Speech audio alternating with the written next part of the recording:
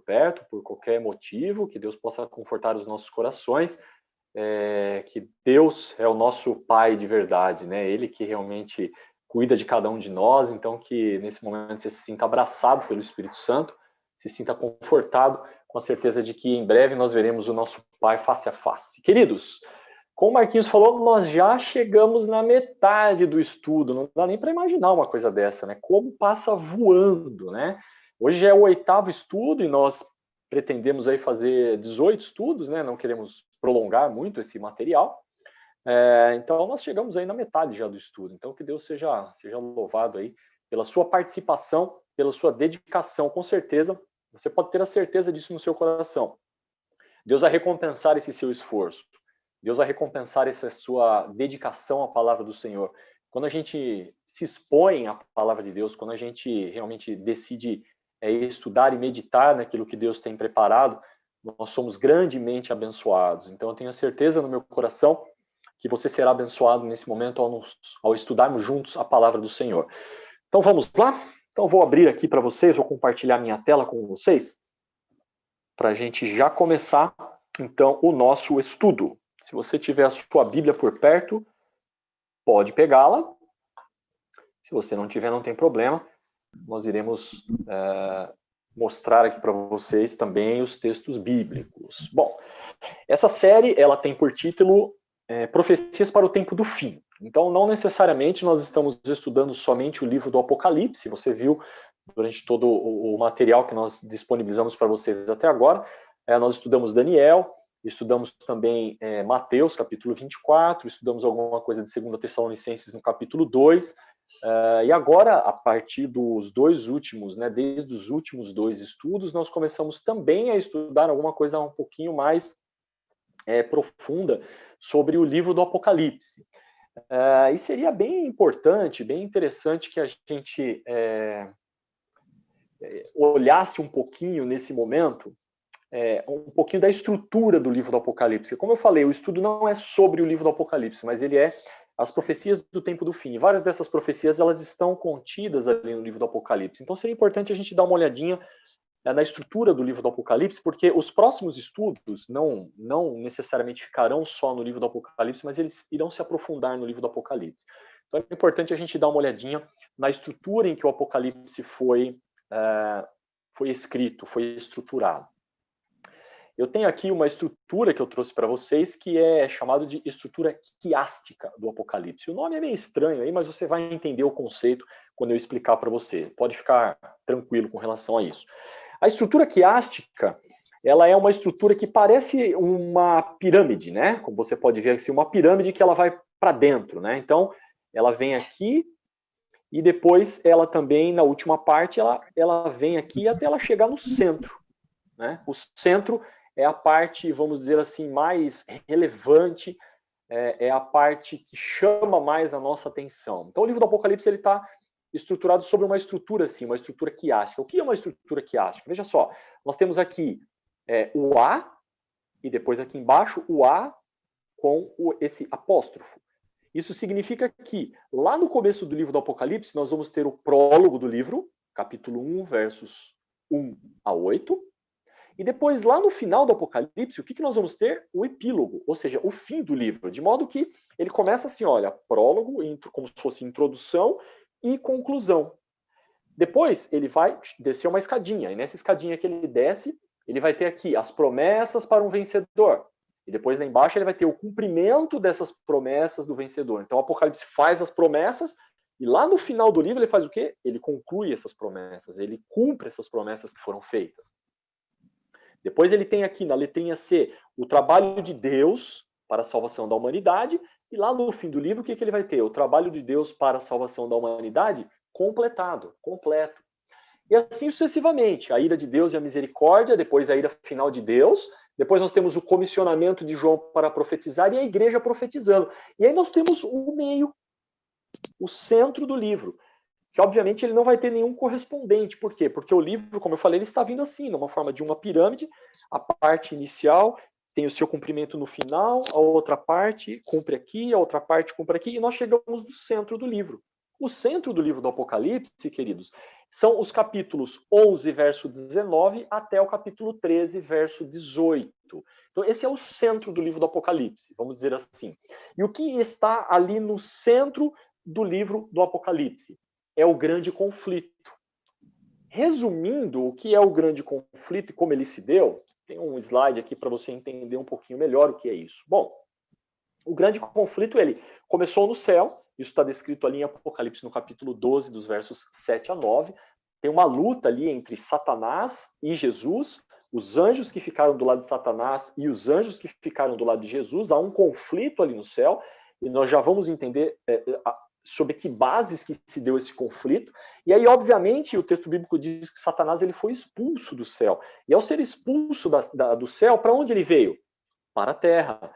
Então, o grande conflito que começou no céu, ele se desenvolve agora na terra. E quando nós vamos ali em Apocalipse, no capítulo 12, dos versos 10 até o 12, nós vamos ver que o céu, inclusive, ele exulta por causa disso. Ele fala, ó, exultai céus, né?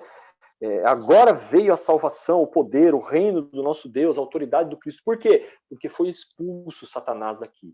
E o texto bíblico lá vai dizer que Satanás foi expulso para a terra e ele sabe que ele tem pouco tempo.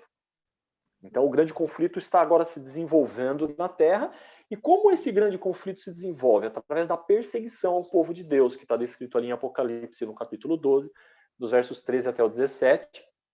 E, obviamente, como vocês vão ver no estudo de hoje, ele se desenrola em mais detalhes, é dado detalhes dessa perseguição no capítulo 13, dos versos 1, então, até o verso 18. Ali na perseguição ao povo de Deus é dito que o dragão ele vai atrás da mulher, como nós já vimos lá na nossa estrutura, né, de símbolos ali da Bíblia. Nós vimos que mulher em profecia significa igreja. Então Satanás ele vai atrás do povo de Deus, ele persegue o povo de Deus porque ele quer destruir o povo de Deus. Tudo bem até aqui? Então a estrutura do Apocalipse é uma estrutura quiástica, ou seja, a primeira parte ali do livro é a parte histórica, a segunda parte é a parte profética, e ele vai afunilando e ele chega no centro do livro. O centro do livro do Apocalipse é o grande conflito. Mas vamos lá. O que está em jogo no grande conflito é a pergunta que nós vamos responder nesta noite, nessa tarde e noite, nesse estudo. O que está em jogo no grande conflito? O que está por trás do grande conflito? Porque, olha só, o grande conflito nada mais é, nada menos do que Satanás tentando a nossa atenção e tentando nos puxar para o lado dele, por isso que é um conflito, e do outro lado, Jesus tentando nos salvar. Então, o grande conflito é isso, é Jesus tentando nos salvar e Satanás tentando nos destruir. E quem está no meio desse conflito? Nós, eu e você. Interessante, nós já definimos isso já desde o início, que nessa questão do grande conflito, não existe meio termo. Não dá para eu ficar em cima do muro. Tipo assim, eu não quero ficar nem do lado de Cristo, nem do lado de Satanás. Eu vou ficar aqui na minha, tô quieto no meu canto, como diz o outro. Vou ficar aqui em cima do muro, eu não vou nem me posicionar do lado de Cristo, nem do lado de Satanás. Eu vou continuar vivendo a minha vida. Não existe essa possibilidade na Bíblia. A Bíblia sempre trabalha com coisas contrastantes, ou seja, luz e trevas, caminho largo, caminho estreito, céu, inferno, Cristo, Satanás. Então, não tem uma terceira via do tipo neutro. Não tem neutralidade no grande conflito. Então, nós vamos entender agora o que está em jogo no grande conflito. Eu coloquei aqui para vocês, e eu vou pedir bastante atenção de vocês sobre o material de hoje, porque assim, o material de hoje ele teria muitos textos para nós lermos. E, obviamente, o nosso tempo aqui não é tão elástico assim. A gente não quer fazer um estudo com mais de 1 hora, porque a gente sabe que todos vocês têm os seus compromissos e nós não queremos atrapalhar esses compromissos. Então, o material que nós estamos disponibilizando hoje, nós vamos colocar no grupo, logo mais lá em PDF, ele é um material que você vai precisar ler ele posteriormente. Você vai precisar dedicar um tempinho durante essa semana para confrontar, ou melhor, para confirmar esses textos que nós estamos colocando aqui. E por que eu peço para que você faça isso? Porque é importante você ter essa certeza por você mesmo. Não ficar apenas com o que nós estamos falando. Eu não estou dizendo que nós estamos enganando você, nem... Obviamente não é nada disso. Nós estamos aqui tentando trazer o melhor do material para vocês. Mas veja, é interessante que você procure por você mesmo estudar esses textos, lê-lo na Bíblia, para que você possa firmar esses conceitos na sua mente. Então eu vou passar aqui os textos e depois você confirma. Então veja só, eu coloquei aqui para vocês, são 7 textos aqui na tela. São 7 textos que você vai precisar depois ler, e eu pincei 2 deles aqui para a gente ler, para a gente poder confirmar a perguntinha que eu fiz no slide anterior. O que está em jogo no grande conflito? Então nós vamos ler 2 versos, se você quiser acompanhar comigo aqui na sua Bíblia, nós vamos lá em Apocalipse, no capítulo 13. O título do estudo hoje é a besta da terra. Eu esqueci de dizer isso no início, né? Por que a besta da terra? Porque nós já entendemos quem é a besta do mar, nós vimos ali que é o papado, e agora nós vamos entender quem que é a besta da terra, porque é importante a gente saber todo o capítulo 13 de Apocalipse, já que ele é o centro do livro, é a parte onde está se desenvolvendo o grande conflito, é importante a gente entender esses textos. Então vamos lá. Capítulo 13, eu pincei aqui 2 versos, o verso 4 e o verso 12, se você quiser acompanhar na sua Bíblia, senão o texto está projetado aqui na tela, e eu espero que você esteja conseguindo vê-lo adequadamente. O texto bíblico diz assim, no capítulo 13 de Apocalipse, no verso 4. E adoraram o dragão, porque deu a sua autoridade à besta, e aqui está falando da besta do mar. Também adoraram a besta, dizendo, quem é semelhante à besta? Quem pode pelejar contra ela? Então aqui tem 2 textos que estão grifados aí na tela. E aí você já começa a entender o que está por trás do grande conflito. Capítulo 13, verso 12, diz o seguinte, exerce, está dizendo da primeira besta, da segunda besta, desculpa, a besta da terra, que nós vamos identificar quem é ela hoje, exerce toda a autoridade da primeira besta na sua presença. E faz com que a terra e os seus habitantes adorem a primeira besta, cuja ferida mortal fora curada. Entendam uma coisa, queridos. Eu grifei esses 3 textos aqui. Adoraram, adoraram e adorem. Olha que impressionante isso. Nesses textos aqui, 8 vezes aparece a palavra adoração. Ou, obviamente, as suas vertentes, vamos dizer assim, as suas variações.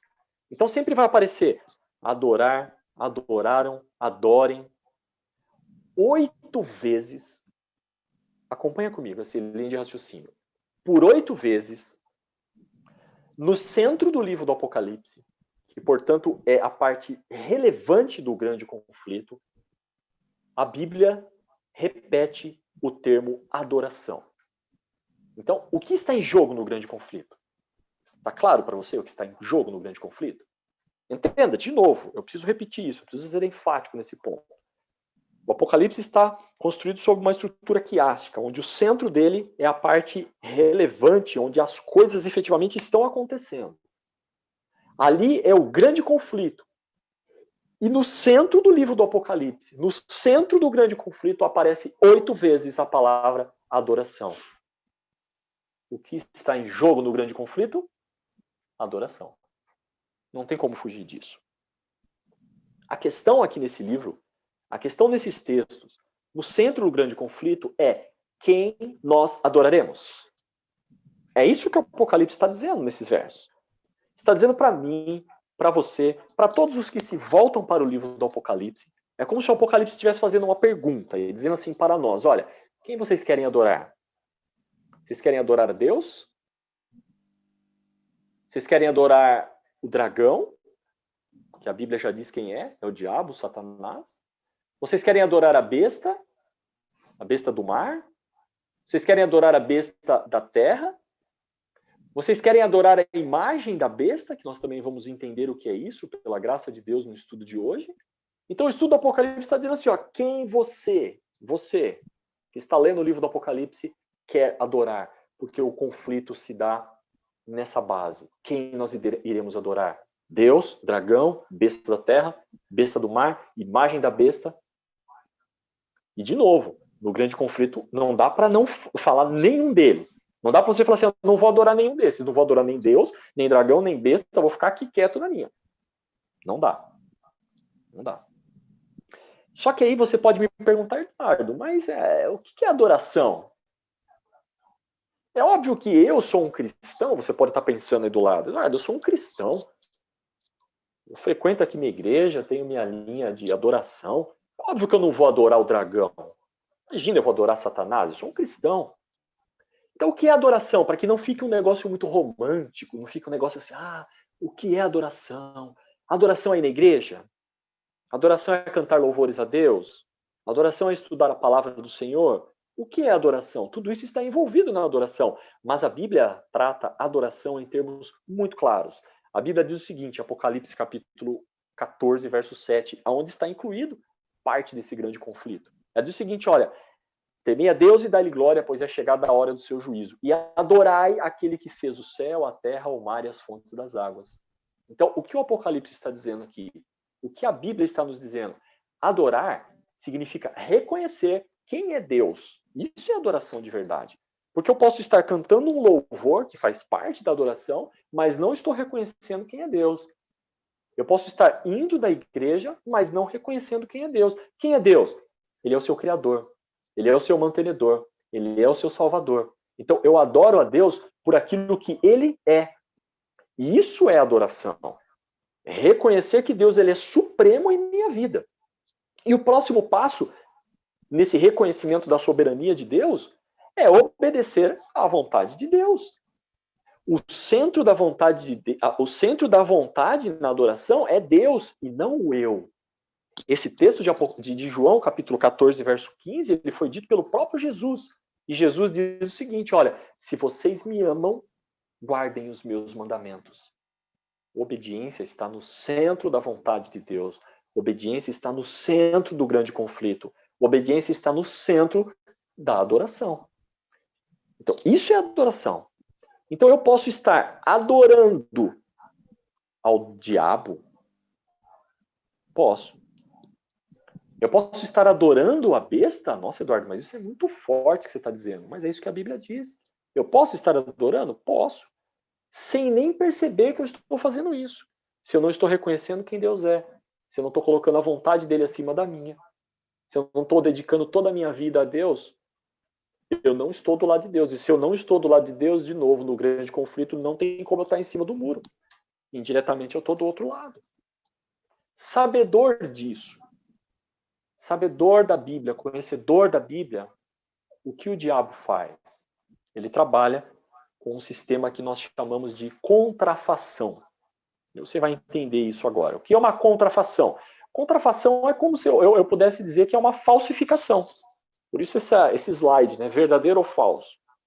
De um lado é verdadeiro, do outro é falso. O que é contrafação? Contrafação é quase igual. Contrafação é uma imitação daquilo que é verdade. Vou dar alguns exemplos para vocês, só para a gente ficar aqui no livro do Apocalipse, sem fugir muito do Apocalipse. No livro do Apocalipse você vai ter o selo de Deus. Aí Satanás vem e contrafaz o selo de Deus. O que ele faz? Ele cria a marca da besta. A marca da besta não é o selo de Deus. A marca da besta é uma imitação do selo de Deus. A marca da besta, entre aspas, é quase o selo de Deus, mas não é o selo de Deus. Isso é contrafação. No próximo estudo, se eu não estou enganado, nós iremos entender o que é o selo de Deus e o que é a marca da besta. Quando você vai em Apocalipse, no capítulo 14, você tem 3 anjos pregando uma mensagem ao mundo. Essa mensagem é o Evangelho Eterno. Capítulo 14, versos de 6 a 12. Satanás, sabedor disso, o que ele faz? Lá no capítulo 16, ele manda 3 espíritos imundos pregar um evangelho falso ao mundo. Esse evangelho falso não é o verdadeiro. É parecido com o verdadeiro, mas não é o verdadeiro. É quase o verdadeiro, mas não é o verdadeiro. Isso é contrafação. Na Bíblia você vai ter aqui no livro do Apocalipse a Nova Jerusalém, que desce do céu e é recebida aqui na terra pelos filhos de Deus, ou já com os filhos de Deus. Satanás, sabedor de que a Nova Jerusalém é o povo de Deus, a igreja verdadeira aqui que ele tem, o seu povo, Babilônia. Nós vamos ter um estudo só sobre Babilônia, para ficar bem claro para você o que significa isso. E aí eu queria explorar um pouquinho com vocês agora a questão da Trindade. Você sabe que Deus, ele é único, a Bíblia diz isso. Deus é único. Deuteronômio capítulo 6, verso 4. O Senhor Deus é único Deus, soberano. Só que Deus, ele se manifesta em 3 pessoas distintas: Pai, Filho e Espírito Santo. Isso é o que nós chamamos de Trindade. É um conceito que é um pouco confuso na nossa mente. Não na mente de um judeu, por exemplo. Porque para nós, por exemplo, brasileiros, um é um e dois são dois. Ponto. Dois é plural e um é singular. Só que na língua hebraica e na cultura hebraica existe singular, existe plural e existe uma unidade composta. Continua sendo um, mas tem mais de um elemento ali dentro. O maior exemplo disso é Gênesis capítulo 2, verso 24, para ficar talvez mais claro para você. Lá diz assim, olha, porque Deus criou o homem, etc. Depois fala assim, ó, o homem deixa seu pai, sua mãe, se une à sua esposa e os dois serão uma só carne. Eles são uma só carne, mas é uma unidade composta. Composta do quê? Do esposo e da esposa. A Trindade é a mesma coisa. É um único Deus, mas é composto de quem? Pai, Filho e Espírito Santo. Satanás, sabedor disso, o que ele faz agora aqui no centro do livro do Apocalipse? Acompanha comigo agora. O centro do livro do Apocalipse. O que ele faz? A contrafação. E aqui, como eu disse, eu trouxe vários textos e eu não vou poder lê-los agora, por isso que eu vou deixar para vocês lerem depois. Mas o que nós temos aqui no livro do Apocalipse é que o dragão, Satanás, ele faz uma contrafação à obra de quem? De Deus, o Pai. Como a gente sabe disso? Bom, Deus, o Pai, o seu lugar de habitação está no céu. Ele tem um trono. O Deus, o Pai, é que deu o trono, poder e autoridade a Cristo quando ele esteve na terra. Ele é adorado, ele vive e reina para sempre. Sabedor disso, o que Satanás faz? Ele também tem um trono localizado no céu. Ele dá o seu poder, autoridade à besta do mar. Ele é adorado. Ele é destruído para sempre. Então veja, é uma contrafação que Satanás faz à obra de Deus o Pai. Só que tem outra coisa ainda. Impressione-se com isso.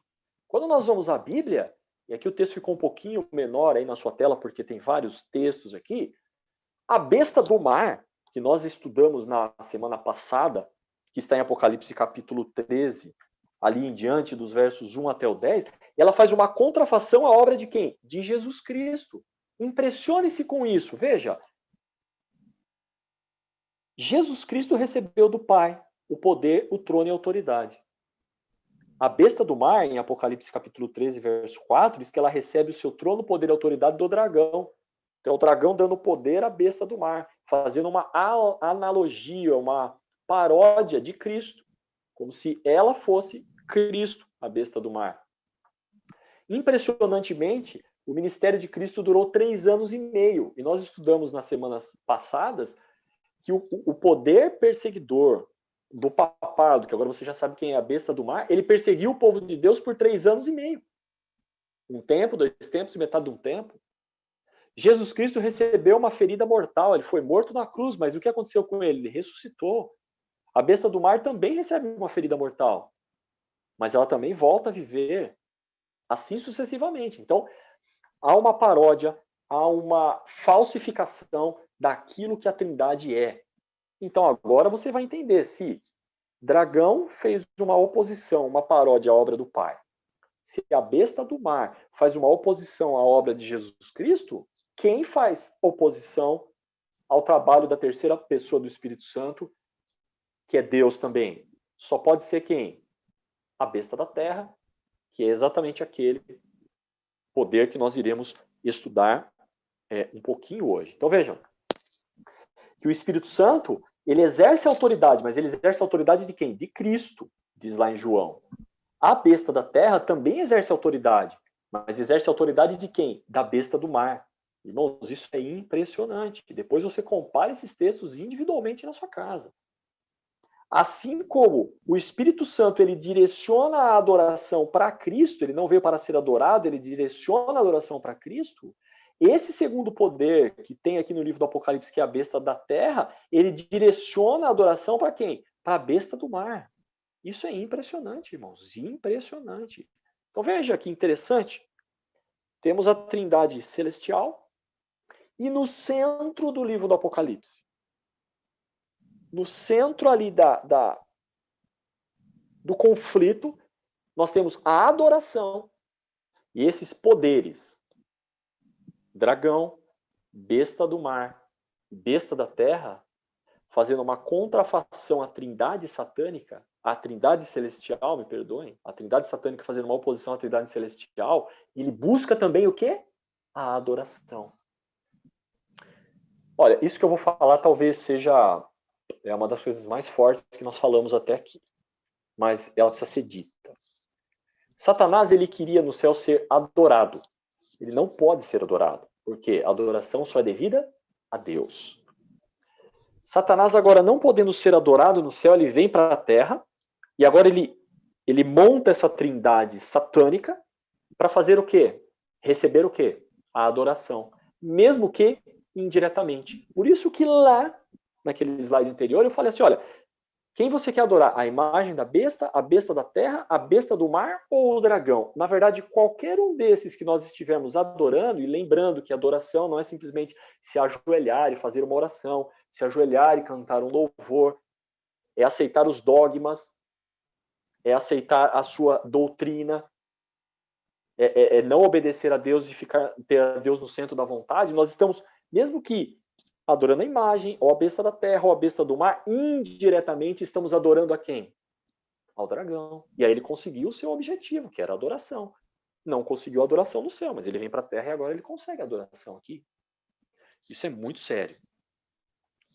Vamos avançar um pouquinho, que eu preciso passar para vocês reforçar um outro ponto aqui, para que não fiquem dúvidas na nossa mente agora, especialmente nos temas que nós iremos nos aprofundar daqui para frente. Os impérios mundiais queriam suceder um após o outro, eles foram definidos lá em Daniel. É isso que aconteceu. Então, o que nós temos lá em Daniel? Nós temos a Babilônia, que foi sucedida pela Medo-Pérsia, que foi sucedida pela Grécia, que foi sucedida por Roma, e Roma foi dividida em 10, como nós estudamos, os 10 chifres, os 10 dedos da estátua, e deu origem à Europa dividida. E aí, da Europa dividida, surgiu o chifre pequeno, que nós já entendemos e já estudamos, que é o papado. E, de novo, irmãos, não tem nada a ver com criticar católico, não tem nada a ver com criticar o Papa aqui, por favor, e vamos separar bem certinho as coisas. Nós estamos falando aqui de impérios mundiais que dominaram o mundo e que foram descritos na profecia. E é exatamente isso que a profecia declara. Babilônia, Medo-Pérsia, Grécia, Roma, Europa, dividida em 10. Da Roma dividida surge o chifre pequeno, que é o papado. E o que acontece com esse poder? Ele permanece até o fim. Então, o que nós temos aqui em Apocalipse 13 agora é uma continuidade dessa história, porque lá em Apocalipse, no capítulo 13, no verso 2, vai dizer que a besta que surge do mar, ela é semelhante a quem? Leopardo, urso e leão, os mesmos animais que tinham lá em Daniel. Só que agora aparece um novo poder na história. Agora, esse poder não é um poder que vai suceder o papado e não é um poder que vai dominar o mundo completamente. Esse poder que nós vamos estudar agora, que é a besta que sobe da terra, ele é um poder que trabalha em conjunto com o chifre pequeno, com a besta do mar, para impor a falsa adoração. Por que acontece isso? Porque quando você vai em Apocalipse, no capítulo 13 e no verso 3, vai dizer o quê? Então vi uma de suas cabeças como golpeada de morte, está falando da besta do mar, do papado, do chifre pequeno. Mas a ferida mortal foi o quê? Curada. E toda a terra se maravilhou seguindo a besta. Então o que acontece? Quais eram as principais características da besta da terra? Da besta do mar? Poder político, poder religioso. Então, durante a Idade Média, durante o período de 1260 anos, nada acontecia no mundo, politicamente falando, sem o aval do papado. O papado depunha reis e colocava reis. Definia questões políticas através da religião. Então, o que nós tínhamos aqui? A religião influenciando a política para impor os seus dogmas. O que acontece aqui, então, em 1798? Em 1798, o papado sofre uma ferida mortal. De que forma? O Papa Pio VI ele é preso, deposto, e aí o que acontece? Basicamente, o papado quase que se desfaz, Então o papado perdeu o seu poder político. E agora o que ele tem que fazer no tempo do fim? A Bíblia diz que essa ferida que foi infligida, ela foi curada. Então, novamente, o poder do chifre pequeno, ele tem que ter novamente o poder político. E como ele vai fazer isso? Através da besta da terra. Tá claro isso? Eu sei que é muita informação, talvez é algo novo para você, e talvez você não tenha conseguido captar tudo. Mas basicamente é isso. A linha de poderes que se sucedem, elas não mudam. O que acontece é que agora, no fim, devido a essa ferida mortal, que foi a perda do poder político pelo papado, ela tem que recuperar isso. O que vai acontecer? Ela vai se utilizar da besta da terra, é como ela vai chamar esse outro poder para ajudá-la a ter de novo esse poder político na mão. Vamos em frente? Eu queria ler com vocês agora Apocalipse capítulo 13, dos versos 11 a 17. Eu não coloquei na tela propositalmente, se você quiser, por favor, abra sua Bíblia. Eu vou ler rapidamente, porque depois nós iremos retomar os textos. Mas vamos lá.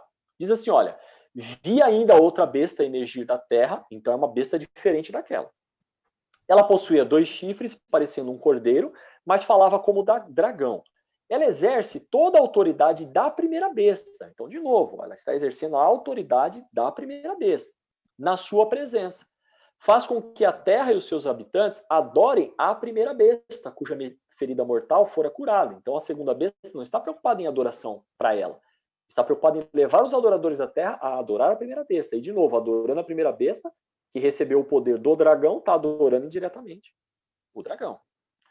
Verso 13, também opera grandes sinais, de maneira que até fogo do céu faz descer a terra diante dos homens, seduz os que habitam sobre a terra por causa dos sinais que lhe foi dado executar diante da besta, dizendo aos que habitam sobre a terra que façam uma imagem à besta. Nós vamos entender o que é isso hoje. Àquela que, ferida a espada, sobreviveu. E lhe foi dado comunicar fôlego à imagem da besta, para que não só a imagem falasse, como ainda fizesse morrer quantos não adorassem a imagem da besta. A todos os pequenos e os grandes, ricos e pobres, livres e escravos. Não tem ninguém fora da história, percebe? Tem ninguém de fora aqui. Faz que lhe seja dada certa marca sobre a mão direita ou sobre a fronte, que é o que eu falei, é a marca da besta. Diferente do selo de Deus. Para que ninguém possa comprar ou vender, senão aquele que tem a marca, o nome da besta ou o número do seu nome. É isso que diz Apocalipse capítulo 13, versos de 11 a 17, é onde nós temos a descrição, então, da besta que sobe da terra. E aqui eu vou chamar a sua atenção agora para resumir as características dessa besta que sobe da terra. Primeiro ponto, ela surge da onde? Da terra. Diferente da outra que surgiu da onde? Do mar. Nós já vimos isso no passado, mas é importante a gente retomar. Mar em profecia, água em profecia, significa o quê? Multidões, povos, nações. Então, se multidões, povos e nações, mar significa isso, portanto é um local habitado com muitas pessoas, terra é exatamente o oposto. Então, o papado, o chifre pequeno, ele surgiu da onde? Do Império Romano. Um local muito habitado. Um local onde tinha praticamente a população mundial, o centro da população mundial estava ali. Agora, é esse outro poder, que é a besta da terra, ele surge de um local pouco habitado. O texto bíblico ainda vai dizer que ele tem 2 chifres e parece um cordeiro. Quem a Bíblia diz que é o cordeiro? Você sabe. João viu a Jesus vindo e diz o quê? Eis o cordeiro de Deus que tira o pecado do mundo. Então, cordeiro aqui é um símbolo de quem? De Jesus Cristo, que fundou a igreja cristã. Então, esse poder que surge aqui, o poder da terra, tem que ser uma nação. E por que nação? Porque nós estamos falando de poderes, não de pessoas aqui. Tem que ser uma nação o quê? Cristã. Tem que ter surgido após a ferida mortal. Por quê? No verso 14, que nós acabamos de ler, faz uma referência à imagem da besta e fala assim, olha, é aquela besta que sofreu aquela ferida mortal. Então, esse poder, essa nação, ela tem que ter se tornado importante no mundo após 1798, que é quando foi infligida a ferida mortal ao chifre pequeno. Mas 2 características que são descritas nesses versos é que esse poder, essa nação, tem poder para forçar os habitantes da terra. Olha o que o texto bíblico diz. Diz que ele exerce autoridade e ele faz com que a terra e seus habitantes ele impõe, ele manda. e tem influência global. Por que influência global? Porque aqui no texto bíblico diz que ele faz descer fogo à terra diante de todos os homens. E no verso 14, ele vai dizer que ele seduz os habitantes da terra. Então ele tem que ser um poder que tem força e tem influência global. Agora eu queria fazer uma brincadeira aqui com você, se você me permite. Brincadeira, a modo de dizer, né? Eu vou colocar algumas bandeiras aqui na tela, para a gente ir vendo se essas nações, qual dessas nações se encaixa em todas essas características. Lembrando que tem que ser todas as características, não pode ser uma ou outra, tem que ser todas, tá bom? Eu estou com o tempinho aqui já um pouquinho avançado, né? Já são 15 para 6, irmãos. Talvez a gente tenha que esticar uns 5, 10 minutinhos, eu peço a paciência de vocês, tudo bem? Vamos lá. Será que esse poder poderia ser o Brasil? O que você acha? Eu acho que não. Por quê? O Brasil não tem influência mundial, apesar de ser uma nação cristã. O Brasil não tem poder para forçar os habitantes da terra. O Brasil não surgiu como uma potência depois de 1798, nem nada disso. Então, eu acho que o Brasil aqui, para mim, está descartado. Não pode. Infelizmente, né, ou felizmente, o Brasil não faz parte da profecia, tá bom? Vamos lá.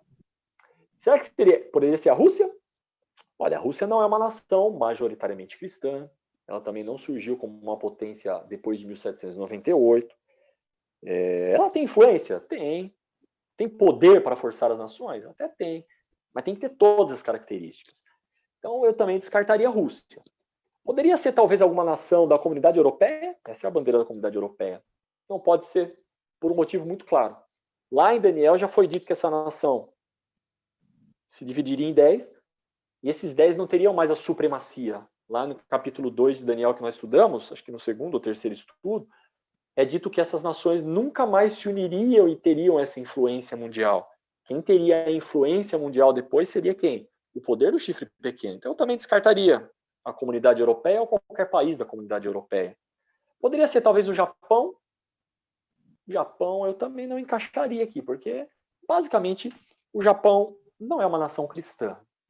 E o texto já começa dizendo que a nação tem que ser uma nação cristã. Bom, alguns poderiam pensar então, irmão Eduardo, eu já sei quem que está nessa profecia.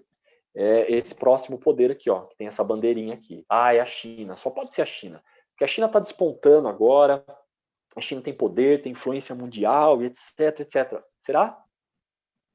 A China também não é uma nação cristã. Também não poderia ser a China. Apesar de que a China, sim, está tomando uma proporção agora mundial bem relevante e importante. Mas também não poderia ser a China. Então só tem um poder, uma nação que satisfaz todas as características da profecia. E esse poder, essa nação, é os Estados Unidos da América. Uau, Eduardo, você está me falando que os Estados Unidos estão descritos aqui em Apocalipse 13? Sim, eu estou dizendo para você que em Apocalipse 13 está descrito esse poder. Como você me fala isso, Eduardo? Eu não fui muito feliz aqui na cor, agora que eu percebi, mas eu vou ler para vocês.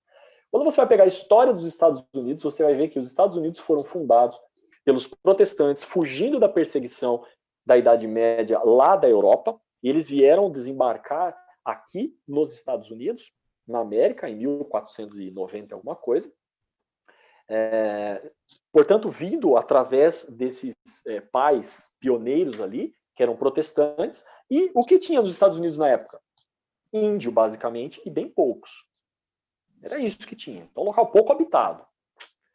Ponto para os Estados Unidos. Segundo ponto, eles são uma nação cristã.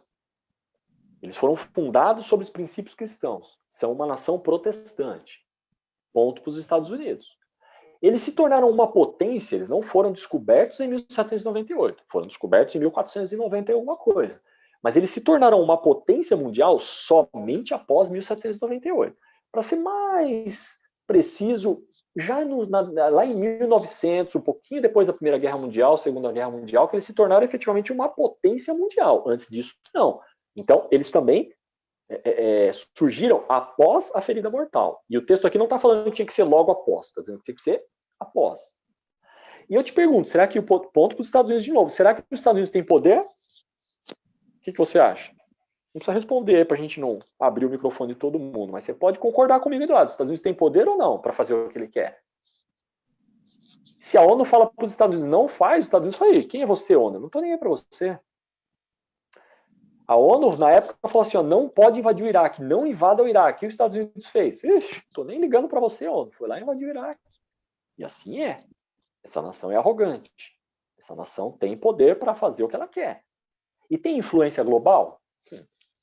Eu tenho certeza que você come fast food por causa dos Estados Unidos.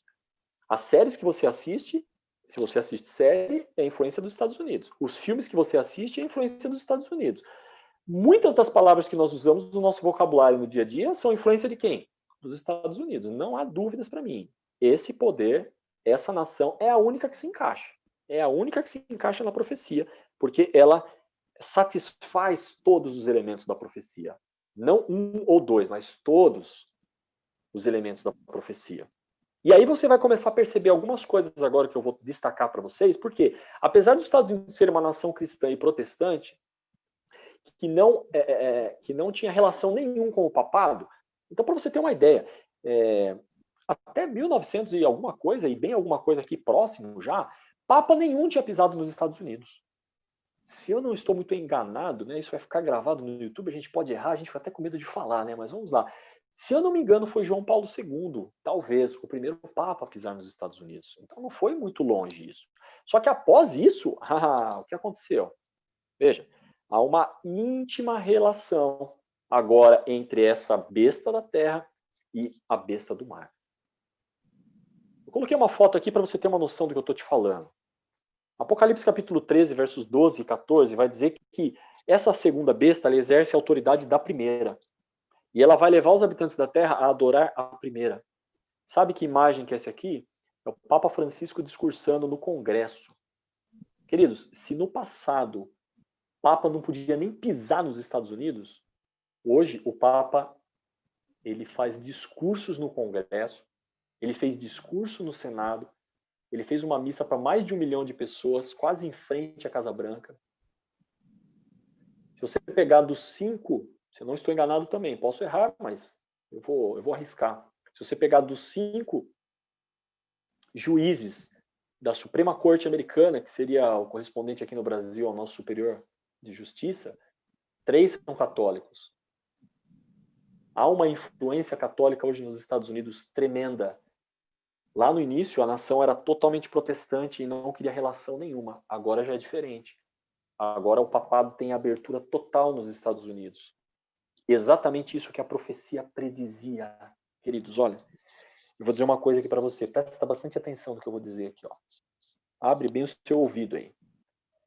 Existem profecias que já se cumpriram. Existem profecias que irão se cumprir. E existem profecias que estão em processo de cumprimento nos nossos dias. Sabe qual profecia está em processo de cumprimento nos nossos dias? Apocalipse, capítulo 13. Por isso a importância desse assunto. Por isso que ninguém está falando muito sobre isso por aí. Porque Satanás não quer que você saiba dessas coisas. Ele quer que você fique com um engano. Ele quer fazer a contrafação e que você acredite na contrafação dele. Irmãos, isso é tremendo. Quando eu penso nisso, eu fico emocionado, arrepiado, que nós estamos, nesse momento, vendo o cumprimento de uma profecia bíblica. Apocalipse 13 está em processo de cumprimento. Por quê? Porque a profecia dizia o seguinte, que a ferida mortal que foi infligida à primeira besta, ela seria curada. E a cura é um processo. Você corta um dedo, no dia seguinte ele está curado? Não. Leva dias para ele se curar, não é? É isso que a profecia está dizendo. Não foi em 1798 que foi infligida a ferida mortal ao chifre pequeno, a besta do mar, ao papado? Na sequência estava curado. Ele não retomou seu poder político na sequência. Ele está retomando seu poder político. A ferida mortal está em processo de cura. Está aqui a prova. Como que um país como os Estados Unidos, protestante, está dando abertura para o maior líder religioso do mundo, representante da primeira besta, estar discursando nas duas principais casas políticas da principal nação do mundo, no Congresso e no Senado. Se isso não é o cumprimento de Apocalipse 13, eu não sei mais o que é. Se isso não é o cumprimento da cura da ferida, retomando o seu poder político, influenciando as nações do mundo, eu não sei mais o que é. Você tem uma ideia do que eu estou te dizendo? O Papa lançou uma encíclica chamada Laudato Si. Eu tenho ela aqui em casa. Laudato Si. A Laudato Si, meus irmãos, está sendo estudada por juízes, estudada por políticos, para aplicar os conceitos da Laudato Si no nosso mundo. Isso não é retomar a influência política? Eu não sei mais o que é, então. Exatamente, nós estamos vendo hoje o cumprimento dessa profecia diante dos nossos olhos. Mas agora eu preciso falar um pouquinho para você sobre a imagem da besta. Porque é isso que Apocalipse capítulo 13, verso 14, ele diz. E como eu falei, talvez eu atrase uns 5 ou 10 minutos. Por favor, me perdoe, mas eu preciso concluir esse assunto. Apocalipse 13, verso 14, diz assim, olha, seduz, quem seduz? A besta da terra, os Estados Unidos. Ele vai seduzir os habitantes, então ele vai influenciar, é isso que quer dizer aqui, os habitantes da terra, por causa dos sinais que lhe foi dado a executar diante da besta, os Estados Unidos têm poder para fazer isso, dizendo aos que habitam sobre a terra que façam uma imagem. Aquela que, ferida a espada, sobreviveu. Então, os Estados Unidos vai ter que formar uma imagem da besta. O que é uma imagem? Aqui, ó. Uma imagem é um reflexo de algo. Reflete aquilo que é a realidade. Quando você olha no espelho, o que você tem ali? Você, realidade, e o espelho refletindo a sua realidade. O espelho não é você concorda? Não é você. A realidade é você. Mas se você vira para a direita, o que a imagem faz? Vira para a direita. Se você vira para a esquerda, o que a imagem faz? Vira para a esquerda. Então, a imagem, ela faz exatamente aquilo que a realidade faz. Então, se eu faço assim, a imagem faz assim. Se eu faço assado, a imagem também faz. Então, a imagem reflete aquilo que é a realidade. E aí eu volto e coloco aqui. Quais as duas principais características? Eu já falei, mas eu vou deixar no slide aqui para reforçar esse conceito.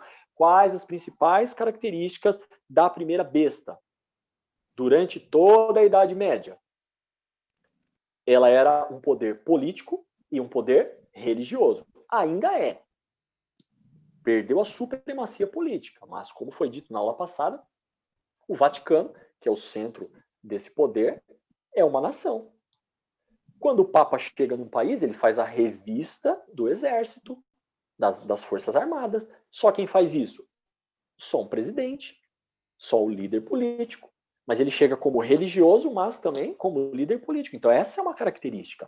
E a principal característica, a outra característica principal do papado é que era o poder religioso influenciando o poder político para impor os seus dogmas. Então é como assim, olha, eu quero que você faça alguma coisa religiosa, mas eu não tenho, por ser religião, eu tenho que fazer o quê? Influenciar a política para que a política vá lá e imponha esses dogmas. É isso que vai ter que acontecer.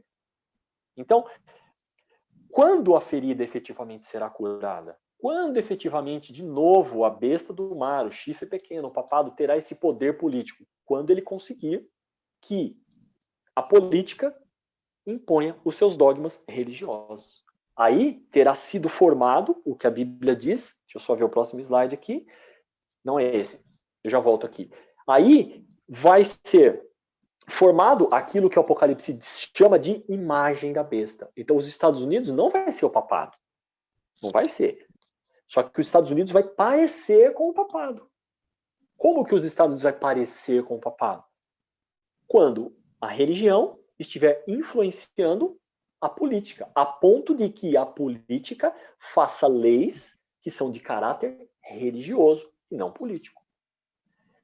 Como eu falei, talvez você esteja pensando, né, irmão Eduardo, tudo isso que você está falando é muita loucura. Eu não acredito nisso, não. Eu acho que não é por aí o que você está falando. Bom, eu poderia fazer uma nova palestra aqui para você. Eu não, o William, que tem mais familiaridade com esse tema, mostrando apenas o que está acontecendo nos Estados Unidos nesse momento, para que você tivesse uma noção de como a religião está influenciando a política. Para você ter uma ideia, está tendo estudos bíblicos no Capitólio. Estudos bíblicos. Os senadores dos Estados Unidos estão fazendo estudos bíblicos. Com quem? Bom, você sabe com quem, né? Não preciso ficar falando aqui, né? Você já imagina com quem é, né? A religião influencia na política para que a política possa fazer novamente, impor os seus dogmas. Só que o problema é que o Apocalipse diz o seguinte, e a gente já vai quase concluir, que após isso acontecer, após ter sido formada essa imagem, ou seja, os Estados Unidos agora estar sendo influenciado, a religião influenciando a política, a Bíblia diz que não para aí. Olha o que diz o texto bíblico de Apocalipse 13:15.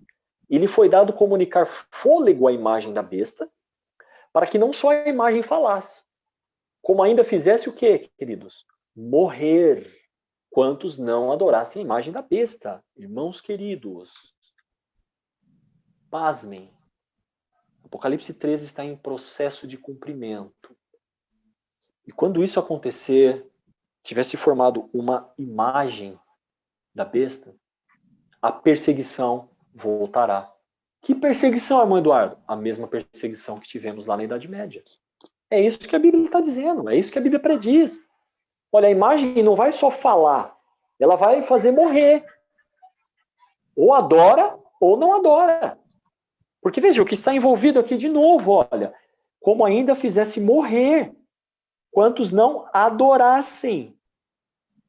De novo, adorar aqui não significa que você vai se ajoelhar e adorar uma estátua feita por alguém, você vai ajoelhar diante da imagem. Não é isso. Adorar aqui é não ficar do lado de Deus. É não deixar que a obediência a Deus transforme a nossa vida. E se a gente não fizer isso, sabe o que vai acontecer com a gente? Está aqui, ó. Morrer. A perseguição vai voltar, queridos.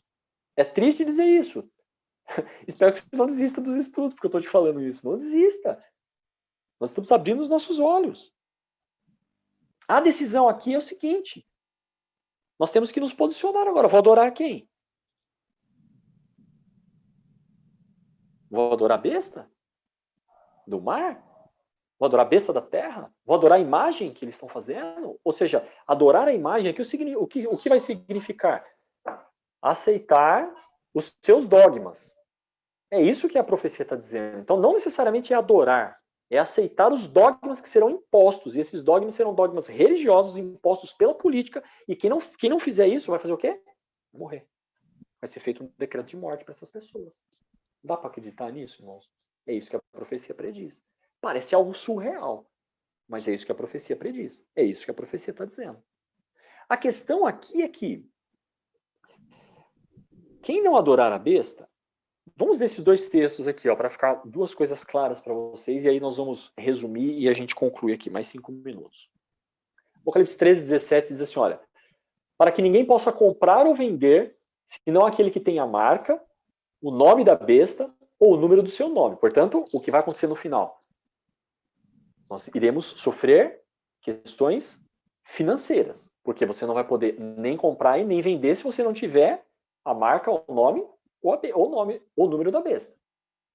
Por outro lado, em Apocalipse 14, verso 10, diz assim, ó, se alguém adora a besta ou a sua imagem e recebe na sua mão a marca da besta, o que vai acontecer? Ele vai beber o vinho da cólera de Deus preparado sem mistura, do cálice da sua ira, que são as 7 pragas, as 7 últimas pragas que nós iremos estudar mais um pouquinho. Então, quando eu falo aqui de uma questão de decisão, é uma decisão mesmo. A decisão é a seguinte, olha, adorar a imagem, ficar do lado dos dogmas que serão impostos, você vai ficar livre da perseguição religiosa e financeira que vai ser imposta. Por outro lado, vai receber a cólera de Deus.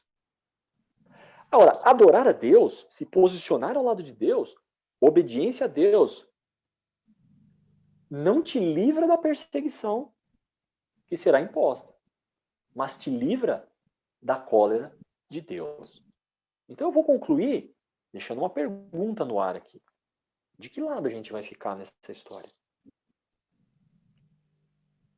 Não dá para ficar no meio do caminho, como eu disse. Ou é lá, ou é cá. Em cima do muro não dá.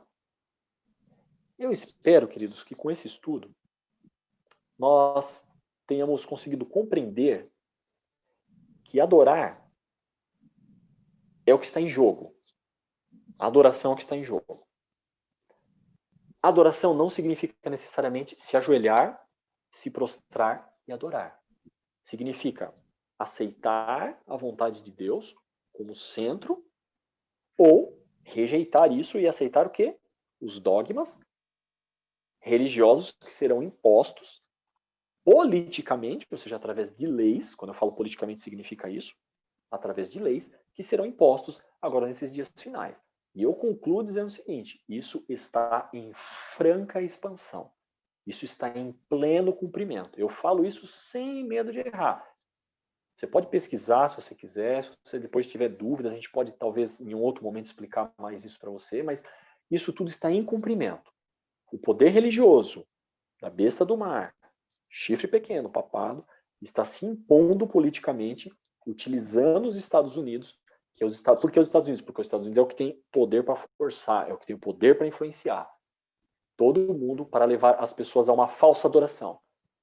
Adoração a Deus ou adoração a todo esse sistema religioso falso, político-religioso falso que irá se formar. Eu espero que você tenha compreendido. Se ficou alguma dúvida, nós temos agora a abertura aí para você comentar. E depois também nós iremos ali, obviamente... Deixa eu só parar de compartilhar aqui. Nós mandaremos aí para você também o material, né, o Forms lá para você colocar as suas dúvidas. Marquinhos, era isso que eu tinha para hoje. Fica à vontade. Então, Du, deixa eu ver se eu entendi uma coisa que a gente precisa ficar importante. Pelo que eu entendi do que você me explicou aí, agora o que nos leva a uma seguinte pergunta, né? Então, quem adora a besta e quem adora a Deus? No caso, aí fica uma pergunta no ar, e pelo que eu entendi do texto de Apocalipse que você leu, que o que vai diferenciar e identificar quem adora a besta ou quem adora a Deus é quem recebe a marca da besta. Então, a gente entender agora o que é a marca da besta, pelo que eu estou entendendo, ela é o próximo ponto fundamental, porque se a gente entender o que é a marca da besta, e caso nós estejamos nesse sentido, né, recebendo esta marca, ou for receber ela, a gente vai entender quem é que está adorando a Deus ou não verdadeiramente. Então, se a gente entender o que é a marca de Deus e o que é a marca da besta, pelo que eu entendi do seu estudo, agora é o próximo ponto que fica na nossa mente, aí, essa interrogação aí, né? Perfeito, por isso que a gente precisava fazer esse estudo agora, né? A gente fez o primeiro estudo e entendeu quem é a besta do mar. A gente fez o segundo estudo e entendeu o que é a besta da terra.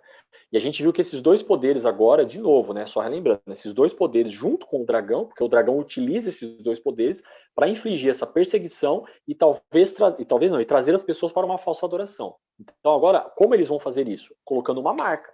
Essa marca é a contrafação ao selo de Deus. Então a gente tem que aprender e entender agora qual é o selo de Deus, porque a contrafação é algo que parece o selo de Deus, mas não é. A gente entender qual que é a marca da besta, porque no fim, o que vai definir é exatamente o que você falou. Quem receber a marca da besta é que vai estar sujeito à cólera de Deus.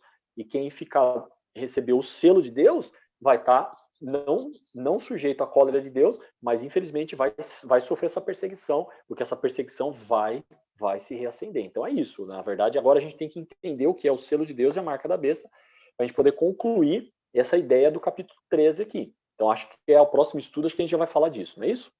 Então, é exatamente isso que eu ia falar para todos que estão aí, que você não pode, então, perder o próximo estudo, porque nós vamos estudar exatamente o que é o selo de Deus e a marca da besta. Existem muitas coisas por aí falando que a marca da besta seria ela visível, seria ela uma implantação na nossa pele para nos identificar quem é. Existem algumas possibilidades que as pessoas veem por aí, mas a semana que vem, então, convido a todos a estarem presentes, mas que nós vamos estudar biblicamente falando. Lógico, né? Estamos da Bíblia. A Bíblia vai ter que nos explicar o que é o selo de Deus e a marca da besta. Então, convido a todos, então, a se programarem para o próximo estudo, em que vai ser esclarecido somente esses dois assuntos, e é isso mesmo, eu estou com um cronograma aqui do meu lado, vai ser o selo de Deus e a marca da besta, o próximo estudo.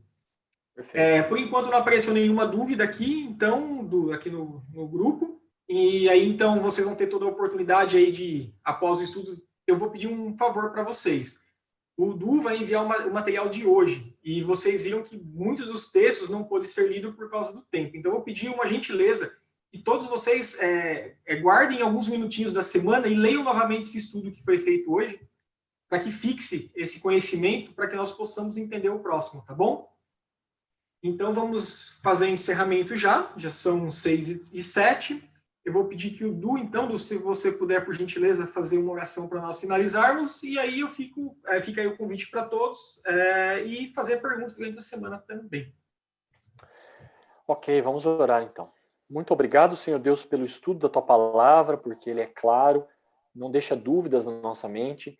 O Senhor é um Deus soberano que está controlando a história do mundo, e nós vemos hoje, diante dos nossos olhos, essa profecia em pleno cumprimento. Louvado seja o Teu nome, porque nós estamos vendo isso, coisas que os apóstolos desejaram ver. O próprio João, que escreveu isso, desejou ver, mas nós estamos tendo o privilégio de presenciar esse momento único na história do mundo, onde as profecias estão em pleno cumprimento, e em breve nós veremos o nosso Salvador vindo nas nuvens dos céus. Por favor, toma conta de cada pessoa que participou desse estudo, trabalha nas nossas mentes, Deus, para que possamos compreender corretamente a Tua vontade e nos posicionar ao Teu lado. Dá-nos a Tua paz, uma semana abençoada. Nós pedimos agradecidos em nome de Jesus. Amém. Amém. Muito obrigado, Du. Então, um bom restante de domingo para vocês, um feliz Dia dos Pais aí para todos novamente. E nós nos encontramos semana que vem, às 17 horas, tá bom? Façam planos, por favor. Uma boa semana. Deus abençoe todo mundo. Muito obrigado, Du. Muito obrigado, Marquinhos. Deus abençoe. Amém, Cícero.